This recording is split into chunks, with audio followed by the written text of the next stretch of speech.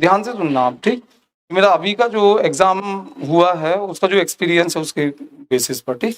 First one ध्यान रखना कि अब बेसिक स्टडी आपको नहीं करना है कि क्वेश्चन याद कर लिया और ये सब हो गया, क्योंकि अभी जो क्वेश्चन पेपर आया है, जो डिसाइसिव क्वेश्चंस हैं वो आपको वहाँ फॉर्मेट करने पड़े, ठीक। ध्यान रखना, जो डिसाइसिव मैं बोल रहा हूँ, जैसे उन्होंने कुछ क्वेश्चन पूछा है, सिंपल तो सभी से बने, लेकिन डिसाइसिव तो आप जानते हो जहाँ से आपका सिलेक्शन होना है, तो वो आपको वहाँ फॉर्मेट करने पड़े हैं।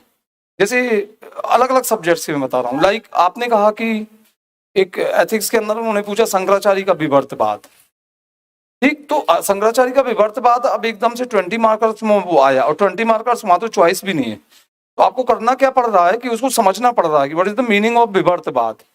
तो वो यदि आपने पूरा शंकराचार्य पढ़ा है और उसके अंदर आपने देख लिया है कि वो एक रस्सी की जगह सांप दिखता है और ये चीज है, तो वो आप फिर कोरिलेट करते चले जाओ, उसको कोरिलेट करते चले जाओ। रस्सी सांप से आप स्टार्ट किए, फिर क्यों दिख रहा है तो आप माया को लेके आ गए उसके अंदर, अविद्या को, वो ऐसे करके आपको फॉर्मेट करना पड़ेगा पूरा, क्योंकि वो ज्यादा से ज्यादा आपको 5 या 7 लाइन में मिलेगा कि विविध वर्तते इति विवर्तम, तो वो एक अलग बात है। तो एक 20 मार्कर्स का क्वेश्चन, या अभी मैं देख रहा था कि उन्होंने क्वेश्चन पूछा कि servant of India society 3 markers में पूछा, और उसके जस्ट आगे वो क्या पूछ रहा है, हृदय नाथ कुंजरू, वो क्वेश्चन ऑफ हिस्ट्री है, उसमें तुमने पॉलिटी घुसा दी। वो यदि पॉलिटी में पूछा होता तो हृदयनाथ कुंजरू एक अलग चीज होते, और हृदयनाथ कुंजरू यदि वो हिस्ट्री में पूछ रहे हैं तो उन्होंने किसी अलग पर्पज से पूछा होगा। और उसमें जितने ना लिख के आए हैं कि वो उसमें 1953 में द गवर्नमेंट है set up a state reorganisation commission, और also called the Fazal Ali commission, and he was the member of the Balwant Rai Mehta committee also. अरे तुम पॉलिटी का आंसर लिख रहे हो, क्वेश्चन किसका है वो, हिस्ट्री का। कभी कभी नहीं समझ में आता ये कहां से, तो आप थोड़ा सा ये देख लिया करो।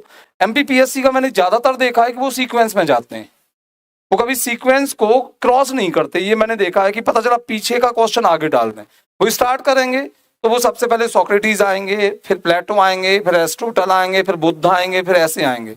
अब यदि वो पहले सर्वेंट ऑफ इंडिया सोसाइटी पूछ रहे हैं और नेक्स्ट हृदयनाथ कुंजरू पूछ रहे, तो डेफिनेटली इसका मतलब, और फिर वो फ्रीडम स्ट्रगल पे आ गए, इसका मतलब क्या है कि इनका रिलेशन किससे है, रेनेसा।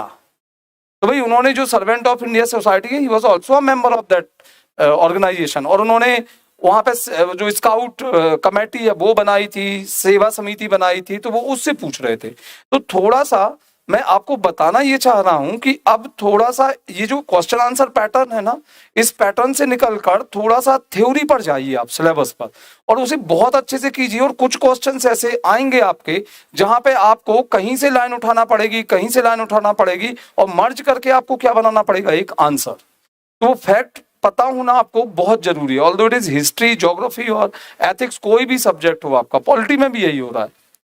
तो थोड़ा सा वो स्किल डेवलप कीजिएगा, और कोशिश ये कीजिएगा कि जैसे कोई क्वेश्चन आया कि चलो उन्होंने, अभी मैं क्या लिखा हुआ है, ये अश्वघोष, अब ये क्वेश्चन आया ना, अश्वघोष लिखा हुआ है ना, तो ये मुझे लगता है बड़ा इजी क्वेश्चन है, सब लिखेंगे। अब मुझे ऐसा लग रहा है कि 2 टाइप के क्वेश्चन आ रहे हैं केवल, एक वो जो सबको पता है, और वो सबको पता है और सब लिख के आ रहे हैं उसको, ठीक। और एक वो जो स्पेशल स्किल डिमांड कर रहे हैं आपकी, कि आपको वो पता तो है, ऐसा कोई क्वेश्चन नहीं जो आपको पता नहीं है, लेकिन प्रॉब्लम क्या है, आपको वहां पे क्रिएट करना पड़ रहा है, वहीं पे आंसर फॉर्मेट करना पड़ रहा है। तो एक तो यहाँ तो स्किल डिमांड करेगा कि फैक्ट कितने याद रहते हैं आपको सब में, तो ये एक यहाँ। दूसरा कि जो सबसे बन रहा है, तो अब जो सबसे बन रहा है उसमें मैटर ये है कि लिख कौन क्या रहा है, मतलब वहां पे कंटेंट मैटर कर रहा है, ध्यान रखना। तो 2 मैटर हैं, जहां सबसे बन रहा है वहां कंटेंट, और जहां किसी से नहीं बन रहा है वहां पर स्किल। तो दोनों पे काम करना है आपको, स्किल पर भी और कंटेंट आपको सिलेक्शन की तरफ ले जाएगा, और स्किल आपको रैंक बनाएगी उन क्वेश्चंस में। तो ये चीज थोड़ा सा ध्यान रखना। 3 मार्कर्स जनरली, ये मैं पहली बार डिस्कशन स्टार्ट किया हूँ, पहली चीज तो मैं बता दूं, ठीक, अदरवाइज मैं पढ़ाता ही ज्यादा रहता हूँ। अब तो राइटिंग स्किल पे भी, मतलब जो क्वेश्चन आंसर है, कोई क्वेश्चन मुझे दो तो अपन उसका राइटिंग स्किल पे भी काम करेंगे कि यार आंसर कैसे देना चाहिए। ये तो मैं आपको आउटलाइंस बता दे रहा हूँ, पर 3, 5 और 11 मार्कर्स का मीनिंग क्या होता है पहले आप ये समझ लो।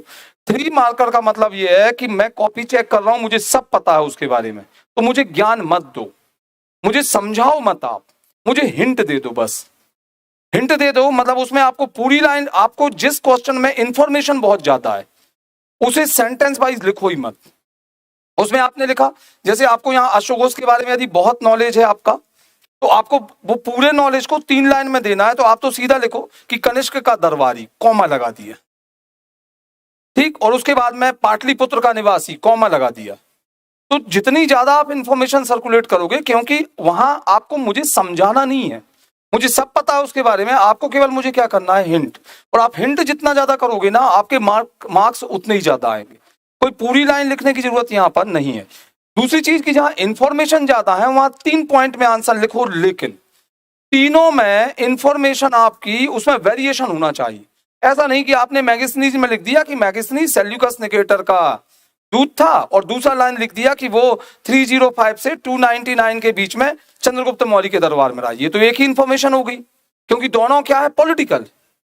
आप 3 अलग अलग पॉइंट पकड़ो ना, एक पॉलिटिकल पकड़ लो, एक उसकी कोई अचीवमेंट हो, एक उसके अकाउंट में लिखा क्या है। तो पहले में पूरा दे दो, एक ही लाइन में दे दो कि सेल्यूकस निकेटर का दूत 305 से 298 में चंद्रगुप्त मौर्य के दरबार में रहा, बस ये एक हो जाएगा। इसको 2 लाइन मत बनाओ, आ रहा ना समझ में। फिर अगला क्या लिखो, सबसे इंपॉर्टेंट वन, कि उसकी जो बुक है इंडिका, इंडिका, लेकिन इंडिका पे कुछ लिखना है तो मूल रूप से उपलब्ध नहीं है, ये जरूर लिखना, क्योंकि वो ओरिजिनली नहीं है, वो तो केवल क्या है कि एक जनरेशन ने दूसरे को सुनाया, दूसरे ने सुनाया, फिर एक आध जनरेशन ने उसे लिख दिया, तो वो अकाउंट उस पर है, प्रमाणिक स्रोत है। प्रमाणिक इसलिए मानते हैं क्योंकि उसने जाके वहां लिखी, इंडिका यहां नहीं लिखी इस कोर्ट में, वहां जाके लिखी, तो शायद उसके ऊपर एम्परर का कोई प्रेशर नहीं था। लेकिन तीसरी सबसे बड़ी बात कि उसने सोसाइटी, समाज, तो समाज, तो आप बिल्कुल मत बताओ समाज के बारे में क्या लिखा, ब्रैकेट में लिख दो केवल 7 वर्ण, वो 4 की बात ही नहीं करता, वो क्या 7 वर्ण, दास प्रथा की अनुपस्थिति, केवल इतना लिख दो,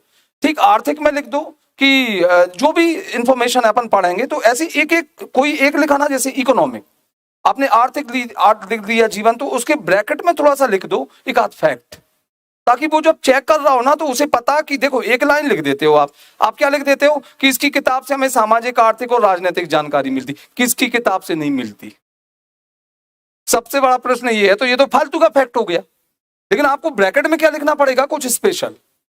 मतलब ये आपने अनुसरण नहीं किया है कि सब सिखा देते हैं एक लाइन, तो थोड़ा सा जरूर लिखो। सामाजिक 7 वर्ण लिख दो, दास प्रथा बिल्कुल लिख देना, अनुपस्थिति लिख दो वहां पे कि दास प्रथा अनुपस्थिति, ठीक। तो ये हिंट कर दोगे वो समझ जाएगा, तो कोशिश ये करो। हाँ, जहां आपके पास में 3 मार्कर्स में इंफॉर्मेशन ही नहीं, इंफॉर्मेशन नहीं है, वहां पर फिर आप ये टैक्टिक्स अपना सकते हो कि मैगस्थनीज सेल्यूकस निकेटर का उत्तर वो था राजदूत, फिर अगला तुम्हें पता है वो चंद्रगुप्त दरबार, तो अगला वाला चंद्रगुप्त मौर्य के दरबार में रहा, और तीसरा और कुछ लिख दो, उसने भारत के सामाजिक, राजनीतिक और आर्थिक इतिहास के बारे में बताया। अब इसमें रिस्क तो है, लेकिन इसमें एक चीज बहुत अच्छी है, सेटिस्फैक्शन।